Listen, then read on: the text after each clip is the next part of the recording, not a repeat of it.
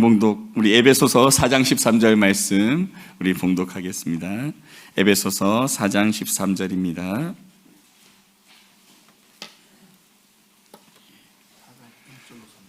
예, 4장 1절로 3절입니다. 4장 1절에서 3절 말씀, 신약 성경 313면쯤 있습니다. 다 함께 우리 한 목소리로 읽겠습니다. 그러므로 주 안에서 갇힌 내가 너희를 권하노니 너희가 부르심을 받은 일에 합당하게 행하여 모든 겸손과 온유로 하고 오래 참음으로 사랑 가운데서 서로 용납하고 평안에 매는 줄로 성령이 하나 되게 하신 것을 힘써 지키라. 아멘. 담임 목사님 모셔서 말씀 전해 주시겠습니다. 할렐루야. 우리 아버지 하나님은 살아계십니다. 그 하나님은 여러분과 저를 사랑하십니다. 또한 그 하나님은 여러분과 저를 위한 놀라운 계획을 갖고 계십니다. 5월 6일 5월의 월사 기도를 통해서 다시 한번 저와 여러분이 우리 주님의 풍성한 사랑을 체험하시고 또 우리를 향한 놀라운 계획을 발견하게 되시기를 주 예수 그리스도의 이름으로 축복합니다. 여러분, 비 오는데도 정말 잘하셨습니다. 연휴고 또 비가 와서 얼마나 많이 오실까 했는데 우리 기대한 것 이상으로 많이 참석해 주시고 또 은혜에 동참해 주신 정말 감사를 드립니다. 하나님께서 그만큼 큰 은혜와 복을 주실 줄로 믿습니다. 저는 오늘 봉독한 말씀을 중심으로 교회가 하나 되는 비결이라는 제목으로 여러분과 함께 은혜를 나누기 바랍니다. 말씀 제목 같이 읽어볼까요? 교회가 하나 되는 비결. 이것을 좀 더 광역적으로 한다면 하나 되는 비결이 하나. 부부가 하나 되고 부모와 자녀가 하나 되고 형제 자매가 하나 되고 또는 일가 친척이, 친구가, 직장 동료와 선후배가, 지역 사회가, 그리고 나아가서 우리 교회가, 국가가 하나 되는 비결이라고 생각해 볼 수 있습니다. 신앙생활에서 이제 중요한 것이 두 가지가 있는데요. 무엇을 믿느냐가 중요하지만 또 어떻게 사느냐도 중요해요. 무엇을 믿느냐는 우리 믿음, 신앙, 마음에 대한 거라면 산다는 것은 행함이에요. 행함이 없는 믿음은 죽은 믿음이라고 하잖아요. 그래서 이게 믿는 것과 삶이 같이 가거든요. 동전의 양면과 같이. 이게 참 중요한데 교회가 갖고 있는 2000년 역사를 통해서 계속 갖고 있는 문제 중에 하나가 어느 교회든지 다 조금씩은 정도가 다르고 종류만 다를 뿐이지 갈등이 있다는 거예요. 이것을 갈등이라고 말할 수 있고 싸운다고도 말할 수 있고 여러 가지 있는데 심지어 교회가 분열되기도 하잖아요.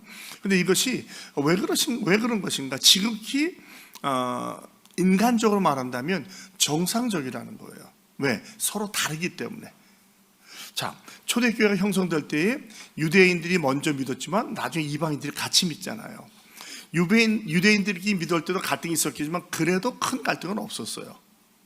우리가 아는 것처럼 사도행전 1장으로 9장을 통해서 이 사도 베드로를 중심으로 이 유대교회, 예루살렘에 있는 교회가 크게 부흥하잖아요. 예수님 복음을 받아들이고 또 주님을 바로 알고 놀라운 은혜를 누리게 되죠. 메시아를 만나게 되죠. 그런데 여기서 하나님의 뜻은 여기에 멈추는 게 아니고 예루살렘을 벗어나서 이방인도 예수를 믿는 거예요. 그래서 베드로가 고넬료라는 이방인을 만나죠. 백부장을 만나면서 그때부터 폭발적으로 이방인들이 예수를 믿고 주께로 돌아오는 역사가 일어납니다. 그래서 복음은 유대인에게만 속한 것이 아니라 전 세계적인 것이다. 또 혹시 우리도 그런 착각을 하면 안 돼요. 우리만 구원받으면 됐으니까 세계 선교야 괜찮지 않다. 그렇지 않아요. 복음의 특징은 전 세계적으로 퍼져간다는 거예요. 그래서 우리한테도 복음이 왔거든요. 이제 우리가 이 복음을 세계에 전할 사명이 있고 우리가 한국교회가 1000명하고 기도하는 게 뭡니까? 마지막 세대의 세계 선교 사명을 감당하자는 거거든요. 우리로만 끝나는 것이 아니라 우리도 지금 선교사님이 있죠. 미래 자립교회가 있죠. 선교단체가 있어요. 여기에 포함되지 않고도 돕는 단체가 있습니다만은 저는 우리 교회가 앞으로 계속해서 선교의 지평이 넓혀가기를, 그래서 많은 교회가 그렇듯이 교회에 큰 벽에 큰 세계주를 놓고 우리가 이런 교회를 섬기고 있습니다. 세계를 품고 기도하는 우리 교회가 되기를 주님의 이름으로 축복합니다.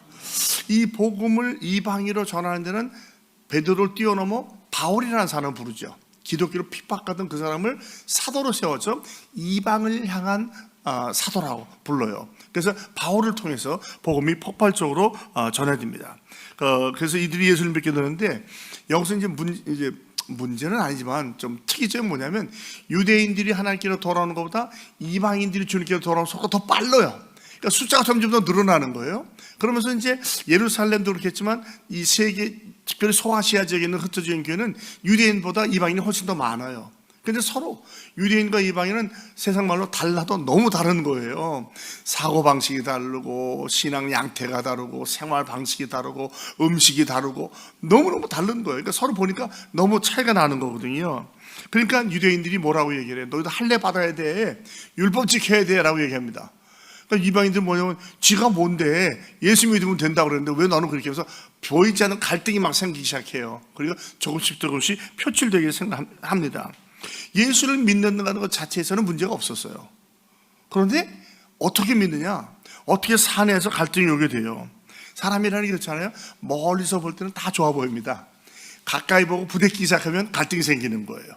교회도 마찬가지예요. 그저 잘 모르고 멀리서 교회를 볼 때는 잘 몰라요. 그냥 뭐 은혜롭고 뭐 좋겠다고 하겠지만 점점 교회 안에 들어가면서 일을 하면서 서로 이렇게 부대끼다 보면 성격도 다르죠. 살아온 배경도 다르죠. 다 다른 거예요. 여러분 이 대한민국 팔도 사람들이 다 달라요. 기질이 다르거든요. 이남과 이북이 달라요. 저는 이걸 잘 몰랐거든요. 저희 아내는 이북 출신이에요. 부모님으로부터. 저는 이남 출신이에요. 많이 다르더라고, 사고하는 거. 제가 본 거는 그 이북 분들은 좀 더 남성적이고 진취적이고 독립적이고 행동적이에요. 근데 저가 왔던 충청도는 조금 더 사고적이고 눈치를 많이 보고 체면을 많이 따지고 격식을 많이 따져요. 그게 만나다 보니까 서로 사랑을 하는데 방법이 다른 거예요.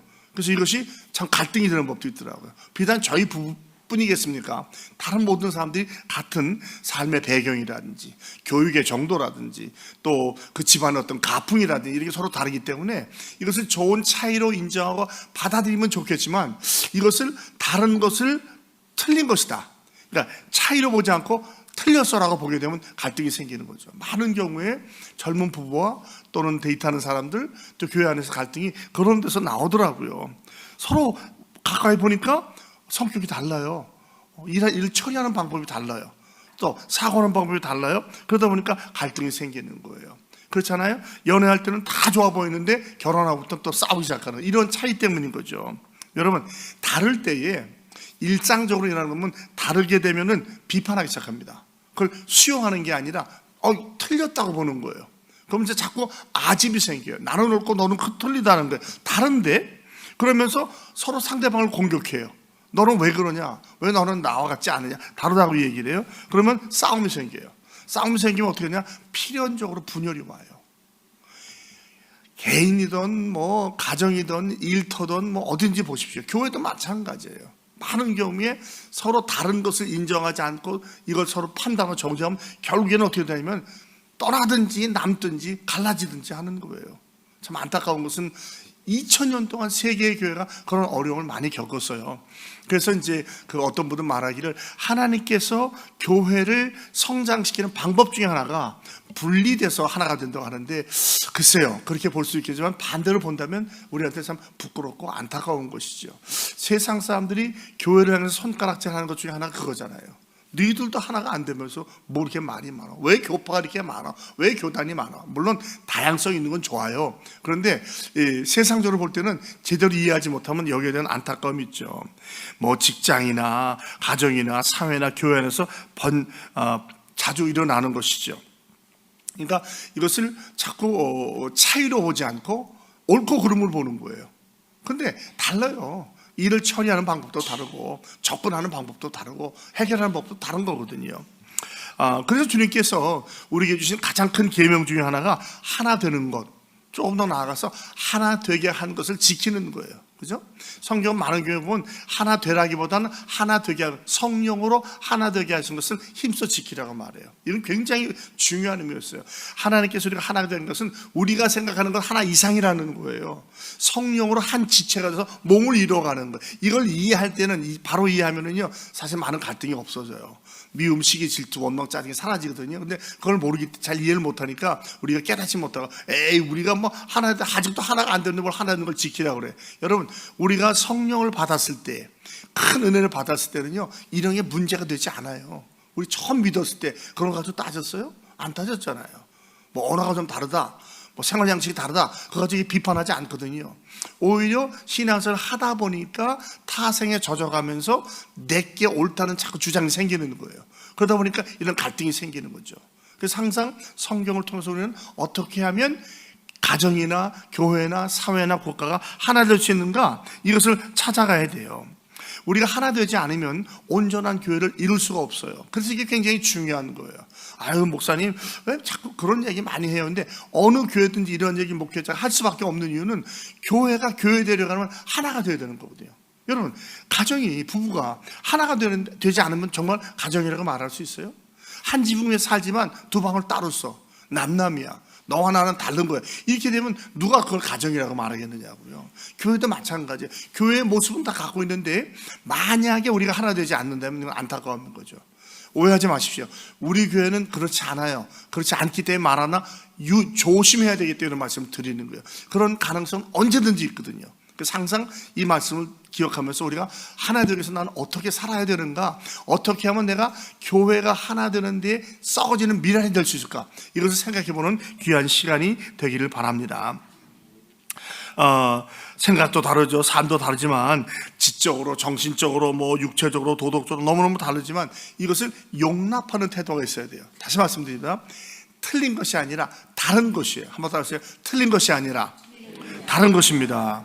여러분 예수 믿고 신앙생활도 달라요. 어떤 사람들은 막 사회적인 참여를 많이 해가지고 막 구제해야 되고 막 그래서 막 공단에 들어가고 사회운동 하잖아요. 어떤 사람들은 오직 말씀에 매달려야 됩니다. 말씀만 들어가죠. 어떤 사람은 기도, 은혜, 성령 체험해야 돼요. 그렇게 하잖아요. 큰 신앙의 새 어떤 그 축이라고 할까 보는 거예요. 말씀과 기도에 전념하는 사람들, 또 은사에 전념하는 사람들, 또 사회 정의를 구현하는 사람들. 좀 교단마다 색깔이 좀 다르죠. 또 어떤 사람들은 또 구원만 받으면 돼. 다른 거 필요 없어. 그리고 또 부흥회에서 은혜 받은 분들, 혹시 부흥회 통해서 은혜 받은 분 계세요? 저는 부흥회 때에서 만났는데 그런 사람들 중에 부흥회를 자꾸 강조해. 막 1년에 몇 번씩 부흥회에 된다. 그래야 구원 받는다고 그래요. 어떤 사람은 산에 기도 갔다 산기도 가서 은혜 받았어요. 그러면 자꾸 산에 올라가서 기도해야 된다고 그래요. 성경 공부하다 은혜 받은 사람은 오직 성경 공부, 또 뭐 말씀 묵상하다 은혜 받으면 오직 말씀 묵상, 이렇게 내가 은혜 받은 방법이 마치 다인 걸로 생각하는데 그렇지 않아요. 이 모든 것은 다 정당한 방법이고 적당한 방법이에요. 그러니까 인정해줘야 되는 거예요. 차이가 있는 것이지 나처럼 은혜 받지 않으면 은혜 받지 못한 거야라고 말하는 것은 굉장히 위험한 것입니다. 그래서 배경이 다르고 은혜 받은 방법이 달라도 하나님께서는 이 모든 것을 합력해서 선을 이루어 주신 줄로 믿습니다. 그러므로 인정해 주는 거예요. 받아들여 주는 거예요. 그리고 서로 나누고 공유하는 것이죠. 우리는 다 부족해요. 한계도 있고 어렵습니다. 그러나 우리가 서로 사랑하고 보완하면 더 풍성한 열매를 맺을 수 있어요. 교회는 일치와 다양성이 함께 가거든요. 그래서 우리가 이제 다양성 속에 일치를 지키고 일치 가운데서 다양성을 지키는 거예요.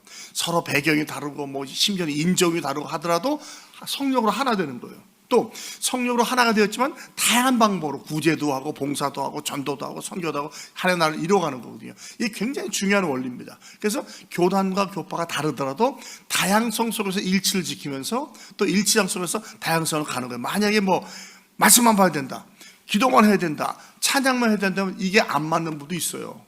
근데 처음에 은혜 받은 방법이 다른 분들, 그걸 또 어떻게 하겠어요? 그럼 너 당신 나가야 돼. 그렇게 말할 수는 없잖아요. 받아들여 주는 거예요. 그러니까 교회는 다양해야 돼요. 성경 공부도 있어야 되고, 기도회도 있어야 되고, 전도회도 있어야 되고, 다양한 모습. 우리 교회가 그런 모습을 지켜가기 위해서 애쓰고 있고, 저는 그러한 모습으로 아주 건강한 모습으로 성장하고 있다고 믿습니다. 다양한 모습이 다 있잖아요. 이걸 지켜가는 거. 제가 말하는 열정적인 찬양과 경배, 가족적인 교제와 양육, 체계적인 교육과 훈련, 헌신적인 선미과 봉사, 희생적인 구제와 전도와 선교, 이 10가지가 아름답게 조화를 이루어가는 거예요. 어느 하나도 내려놓을 수 없는 거예요. 같이 나가야 돼요. 하나를 친화하기 시작하면 그때부터는 갈등이 생기고 서로 어려움이 생기는 거죠. 그래서 사도 바울이 그러잖아요. 바울이 어디 있고 계배가 어디 있느냐, 우린 다 성령 안에서 하나라고 말을 해요. 그러면서 성령이 하나 되게 하신 것을 힘써 지키라라고 말합니다. 그래서 오늘 저는 교회가 하나 되는 비결이라는 제목으로 말씀을 나누기 바라요. 하나님과 우리가 하나가 되어야 됩니다. 아멘. 목회자 성도가 하나가 되어야 돼요. 믿습니까? 성도와 성도가 하나가 되어야 돼요. 요 하나 되는 것을 지키지 못하면 삐걱하기 시작해요. 갈등이 생기기 시작해요. 그러면서 마음의 기쁨과 만족이 사라져요. 왜 나와 달라? 왜 이렇게 하지 않아? 라고 하면 판단하고 정죄하고 필경은요, 내 신앙이 잠자거나 죽거나, 어떤 사람은 못 견디고 교회를 떠나버리거나 이런 일이 생기는 거, 아니면 안에서만 문제를 일으키거나, 다 하나님께서 기뻐하시는 게 아니에요. 차이로 인정한다면, 옳고 그름이 아니라, 그렇다면 문제가 없어져요. 그러니까 우리가 정확히 분별하는 능력도 있어야 할 줄로 믿습니다. 그래서 오늘 1절을 보면은, 그러므로 주 안에서 갇힌 내가 너희를 권하노니 너희가 부르심을 받은 일에 합당하게 행하라. 이 말씀이 사실 상당히 좀 내용이 길고 깊기 때문에 오늘 다 커버 못하더라도 1절만이라도 한번 생각해 보기 바랍니다. 자, 사도 바울은 내가 그러므로라 그래요. 그러므로를 할 때는 뭘 봐야 돼요? 앞에 문맥을 봐야 되거든요. 사도 바울은 항상 전반전에는 이론을 얘기해주고 교리를 말하고, 후반전에서는 실전을 말해요. 그러니까 1절부터 3절까지 이론적인 얘기를 많이 해줬어요. 우리는 다 죄인이었고 죽었다. 그런데 그리스도의 보혈의 공로로 하나님 부르셔서 예수를 만나게 됐다. 그래서 하나님의 자녀가 됐다. 함께 지어가는 성전이다. 또 하나님의 권속이다. 이걸 가르쳐준 거예요. 그러니까 이제 우리가 이렇게 말씀으로 다 구원받은 존재이니까, 그러니까 주 안에서 갇힌 내가 여러분을 권합니다 그래요. 주 안에서 갇혔다는 말은 이제 이 에베소서가 그 옥중서신이거든요. 로마의 감옥에서 이걸 쓰는 거예요. 두 가지 의미가 있어요. 내가 지금 그리스도 때문에 옥에 갇혔다, 그리고 너한테 이걸 쓴다. 아니면 그리스도에게 내가 사로잡혔다는 거예요. 저와 여러분 다 그렇잖아요. 그리스도에게 사로잡히지 않았어요? 그래서 예수 믿는 거 아니거든요. 그러니까 아닙니까? 그거 이야기를 두 가지 의미가 있어요. 내가 그리스도 안에 있는데, 또 그리스도를 위하다 이렇게 옥에 갇힐 수도 있는데, 내가 여러분을 강력하게 권면합니다. 이 권면은 단순한 뭐 하면 좋고 안 하면 좋고가 아니에요. 이건 반드시 해야 되는 거예요. 왜? 앞에 이론의 근거에서 이러한 실천이 나오기 때문이에요. 그거 뭐냐면 부르심을 받은 일에 합당하게 살라는 것이죠. 자, 저 여러분 사람에게 부름받은 게 아니고 하나님께 부르심 받은 줄로 믿습니다. 우리는 사람에게 부름받은 게 아니에요. 목자가 부른 게 아니고 선교사가 전도자가 부른 게 아니에요. 그들을 통해서 성령이 저와 여러분을 불러주시고, 오늘 저와 여러분도 성령에 의해서 이 자리에 오신 줄로 믿습니다. 안 올 수 있는 옵션도 많았잖아요. 갈 수 있는 것이고 조금 더 쉴 수도 있고 다 있지만, 성령께서 깨워주시고 인도하셨기에 이 자리에 오신 줄로 믿습니다. 자, 이 부르심을 받은 일에 합당하게 해야 되는데, 자, 어떻게 해야 되는가? 우리가 함께 상속자가 되었고, 함께 지어져 가고 있고, 함께 후사가 되었고, 함께 약속의 참여자가 되었기 때문에 살아야 된다고 하면서 이제 서론을 얘기하는 거예요. 후반부에 서론을 얘기합니다. 그리고 오늘 핵심은 사실은 2절에 있어요. 2절. 여러분 혹시 성경 갖고 계시면 화면에 뜰지 모르겠지만 2절 한번 같이 좀 봤으면 좋겠어요. 시작. 모든 겸손과 온유로 하고 오래 참으로 사랑 가운데서 피차 서로 용납하고, 그 다음에 이제 뒤에 성령이 하나님께서 지킨다는데, 사실 5가지 또 생각해 보셨어요. 겸손, 온유, 참음, 용납, 성령이에요. 성령 충만이에요. 이게 누구에게나 어느 관계에서든지 하나 되게 하는 중요한 비결입니다. 시간이 벌써 많이 가서 서론 얘기가 끝났는데 하나 보겠습니다. 자, 첫 번째 뭐였어요? 모든 겸손. 모든 겸손은 온전한 겸손을 말하는 거예요. 겸손은 척하는 게 아니에요. 정말 내 삶이 낮아지는 거예요. 자, 겸손의 가장 큰 모범은 누구입니까? 누가 제일 겸손한 걸 보여주셨어요? 예수 그리스도. 하나님과 동등되신 분인데, 동등됨으로 취하지 않고 인간의 몸으로 오셨는데, 인간의 몸도 아니고 종의 형체를 가지셨어요. 그래서 죄라는 것을 알지도 못하는 분이 우리 때문에 그 죄를 뒤집으시고 죄가 되어가지고 십자가 달려 돌아가셨어요. 그러면 하나님이 그분을 부활시키시고 더 승귀, 하나님 곁에 가게 해서 모든 이름이 뛰어나게 하실 거예요. 여러분, 저와 여러분이 겸손하면 하나님께서 우리를 높여주실 줄로 믿습니다. 이 땅에서는 안 할지 몰라요. 그러나 반드시 천상에 가면 우리가 존귀한 자가 될 줄로 믿습니다. 그런데 그 당시 이 로마나 유대 당시에는요, 겸손이 큰 덕이 아니었어요. 심지어는 로마에 있었던 자유시민은 이 겸손을 악덕이라고 했어요. 악덕. 왜? 내가 윗사람이니까 부려야지 어떻게 내가 섬기느냐. 그거는 종이나 노예가 갖는 태도라, 그런 마음을 갖고 있었어요. 그러니까 이게 겸손이란 말은 이분들에게는 상상하기 어려운 말이었어요. 그런데 유대인이었던 바울이 이런 말을 하는 거예요. 모든 겸손으로 살라는 것이죠. 이건 아마 그들에게는 엄청난 충격이었을 거예요. 중요한 것은 겸손은요, 비굴한 게 아니에요. 나를 스스로 낮추는 것이지 비참해가지고 노예나 종처럼 사는 게 아니라는 뜻이에요. 이 겸손의 본을 예수님이 보여주셨잖아요. 빌립보서 2장 5절에 나와 있죠. 우리가 그리스도의 마음을 품어있다. 조금 전에 말씀드린 것처럼 그는 근본 하나님과의 본체이시나 우리에게 종의 형체를 가지셨다고 그래요. 그게 바로 우리 신앙생활에서 하는 신앙생활에서 가장 중요한 덕이 저는 겸손이라고 생각해요.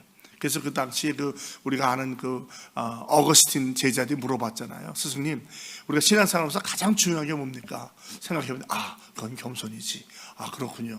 그러면 두 번째로 중요한 건 뭘까요? 생각해보면 그건 겸손이지.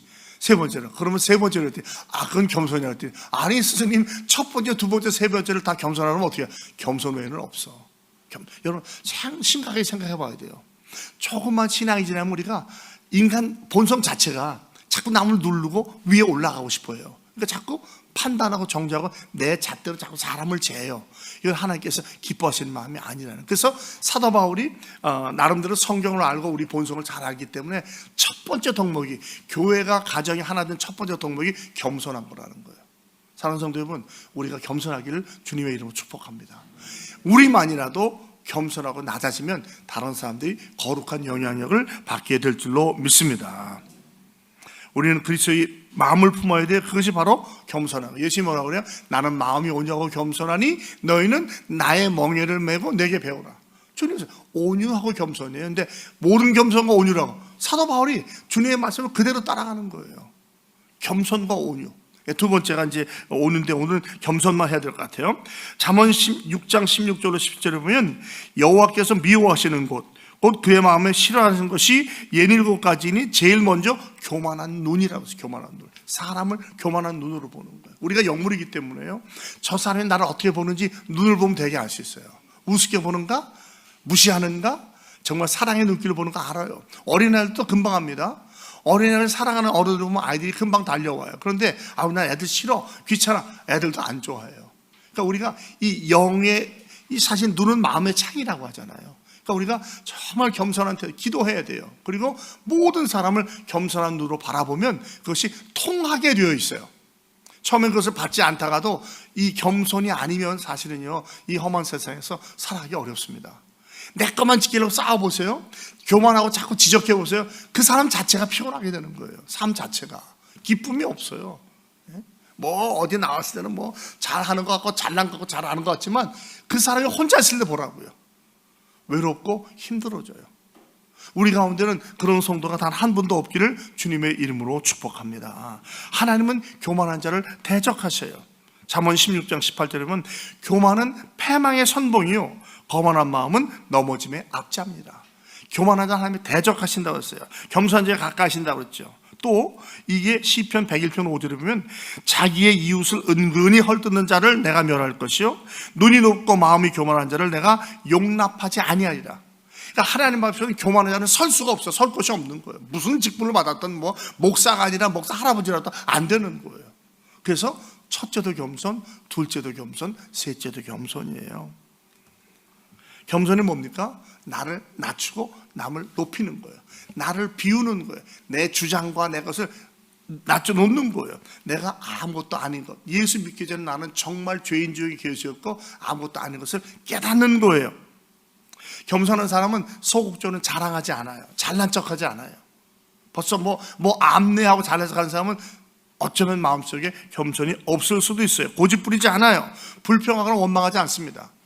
또 더 나아가서 겸손한 사람은 항상 적극적으로 섬기고 봉사해요. 감사해요. 평강이 있어요. 이것도 양면적인 거예요. 불평, 불만, 원망, 짜증하지 않고 기뻐하고 감사하고 평강이 넘치는 삶. 그래서 항상 송 목사가 하는 말 아니에요. 그게 겸손한 삶의 표징이에요. 남과 비교하는 것이 아니라 주님 곁으로 나아가는 것이죠. 어떤 교회가 좋은 교회입니까? 한마디로 말한다면 겸손한 사람들이 많은 교회예요. 그럼 어떻게 됩니까? 은혜가 넘치는 교회. 우리 은혜가 넘치는 교회 되게 원하잖아요. 은혜가, 말씀이 살아서는 교회, 성령이 충만한 교회, 은혜가 넘치는 교회, 서로 사랑하며 섬기는 교회, 거룩한 영향력을 발휘하는 교회. 이게 항상 제가 꿈꾸는 교회거든요. 은혜가 넘친다는 건 뭐냐면, 은혜가 넘치면 교만하면 안 되거든요. 겸손해야 되는 거예요. 사는 성도 여러분, 비록 시간이 좀 많이 갔지만 우리가 이 5월 한 달을 이 5가지 덕목을 생각하면서 무엇보다 겸손, 온유, 또 뭐라고 했죠? 서로 참아주고 용납하는 것, 그 다음에 성령으로 하나 되는 것, 이것을 기억하면서 실천하시고 제가 이어가면서 이 말씀 나눌 테니까 이 말씀대로 살아가시는 저와 여러분이 되길 바랍니다. 우리 인천중앙교회가 은혜로운 교회, 성령이 충만한 교회, 겸손한 교회가 되길 주님의 이름으로 축복합니다. 그래서 우리 자신이 행복하고 풍성한 삶, 누가 뭐래도 기쁨과 감사와 만족이 넘치는 신앙생활을 하시는 저와 여러분이 다 되시기를 주 예수 그리스도의 이름으로 축복합니다. 아버지 하나님, 정말 우리가 교회가 하나 되어야 되고 하나 되어 그걸 지켜야 하는데 그 첫 번째 덕목이 겸손인 것을 깨닫게 해주시니 고맙습니다. 하나님, 서로의 차이를 인정하게 하시고 나를 낮추고 남을 더 높이게 하시며 또 서로 사랑하며 섬기는 겸손한 우리 모두가 되게 하여 주시옵소서. 그리하여 우리를 통해서 교회가 든든히 서게 하시고 사랑이 넘치는, 은혜가 넘치는 성령 충만한 교회가 되게 하여 주시옵소서.